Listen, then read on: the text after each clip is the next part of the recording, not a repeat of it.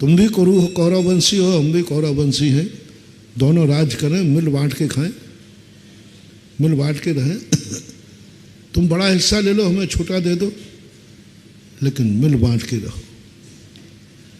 पांडवों ने कभी दुर्योधन के प्रति नाश करने का भाव नहीं किया, विनाश का भाव नहीं किया, और दुर्योधन सदा पांडवों के विनाश का, बचपन से ही जब वो गुरुकुल में पढ़ते थे तब भी खीर उसी समय तो खिलाई थी, वैष्णव दर्शन के अनुसार जब वो स्कूल में पढ़ते थे।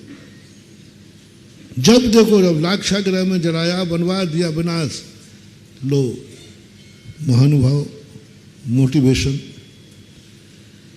तुम्हें के अंदर दूसरों को मिटाने का भाव नहीं आना, तुम्हारा कोई कुछ नहीं मिटा पाएगा। परिभाषा देखो कितनी उल्टी बन रही है। तुम किसी को मिटाने का भाव नहीं करना, तुम्हारा कोई कुछ नहीं मिटा पाएगा। जैसे पांडवों ने कौरव को मिटाने का भाव नहीं किया तो पांडवों को कोई मिटा नहीं पाया, और दुर्योधन ने सबको मिटाने का भाव किया, सबको। जो दुर्योधन की नीति क्या है, जो उसके विरोध में गया उसी को निपटाओ।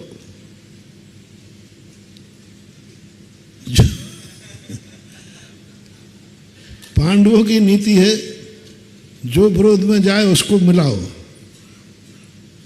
मिलाने का प्रयास करो, एडजस्ट करने का प्रयास करो,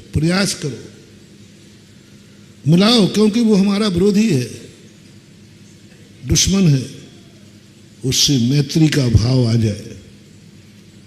मैं नहीं चाहता हूं कि इससे हो। उसी मैत्री के भाव के लिए तो श्री कृष्ण दूत बन के गए थे। किससे मैत्री? दुष्ट से, दुर्जन से, दुर्योधन से समझौता। पहले मुझे ये बात समझ में नहीं आती। श्री कृष्ण जैसा नीतिज्ञ ज्ञानी किससे संधि कर रहा है? अरे दुष्ट आदमी सज्जन से संधि करे तो बात बनती है, लेकिन सज्जन दुष्ट से संधि करे ये बात परे है, बुद्धि के परे। गंदा आदमी अच्छे व्यक्तियों से संबंध संधि करे तो ठीक है, अच्छा व्यक्ति गंदे आदमी से संबंध संधि कर रहा है, सज्जन दुष्ट से कर रहा है, साधु डाकू से संधि कर रहा है, पुण्यात्मा पापी से संधि कर रहा है, धर्मात्मा अधर्मी से संधि कर रहा है। ये बात साधारण समझ में नहीं आई। मैंने कहा तो ये तो यहाँ, पहले मैं तो सीधा कहता नहीं, यहाँ कृष्ण जी चूक रहे। अब देखो जितनी बुद्धि है उतनी तो, और पांडव भी चूक रहे हैं कि दुष्ट के सामने हाथ फैला रहे हैं, मुझे 5 ही गांव मिल जाए, ये संधि नहीं तो और क्या है? बराबरी का ऐसा 5 गांव क्यों मिल जाए? एक नुई की छौक के बराबर कंबड़ नहीं मिलना चाहिए। भाई हूं, भाई का बराबर का हिस्सा होता है कि कंबड़ का? हस्तिनापुर के 2 भाग होना चाहिए, बस आधा। कम क्यों? न्याय तो यही कहता है, लेकिन नहीं भैया, हमें तो 5 ही गांव दे दो। पापी के सामने झुक रहे, दुष्ट के सामने झुक रहे, अन्यायी के सामने झुकना कहां तक न्याय है? अन्यायी के सामने झुकना, और उसमें हुक्म काका जैसा व्यक्ति और हो, अरे महाराज जी ये तो आपकी नीति आप ही रखो, मैं तो अन्यायी के सामने झुकने का सवाल ही नहीं उठता हूं, आजा बेटा निपट ले। निपटा तो दोगे, आधा हिस्सा पा भी लोगे,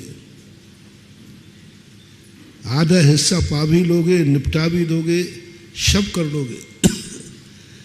लेकिन जो तुम्हारी महानता का सर्वोच्च शिखर है, एक महान होते हैं और एक महानतम होते हैं।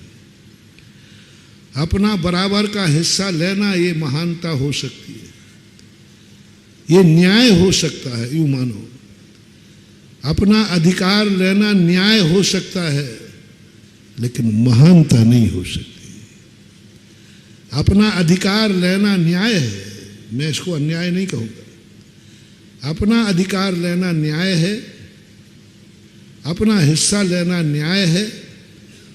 हमारे साथ अन्याय नहीं होना चाहिए, ये न्याय है। महाराज आप अन्याय करो, बोलो मेरे आधे हिस्से का मेरा न्याय है कि नहीं। गलत तो नहीं बोलो, गलत बोलो तो मत बोलो। हमारा आधे हिस्से में अधिकारी नहीं है, फिर भी मांग रहा हो तो अन्याय है। कानून से, धर्म से, सबसे बराबर आपको आधा हिस्सा मिलना चाहिए। पर यह न्याय तो है, लेकिन महानता नहीं है। न्याय में और महानता में अंतर है। साधारण पुरुष में और असाधारण पुरुष में अंतर है। बराबरी वाला होना और पूज्य होने में अंतर है। साधर्मी होना बराबर का, और एक बराबर में एक पूज्य होना और एक पूजक होना।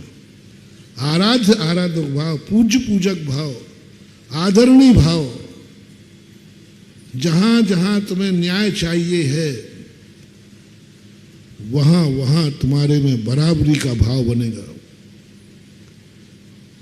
छोटा बड़ा नहीं होगा, बस बराबरी का होगा।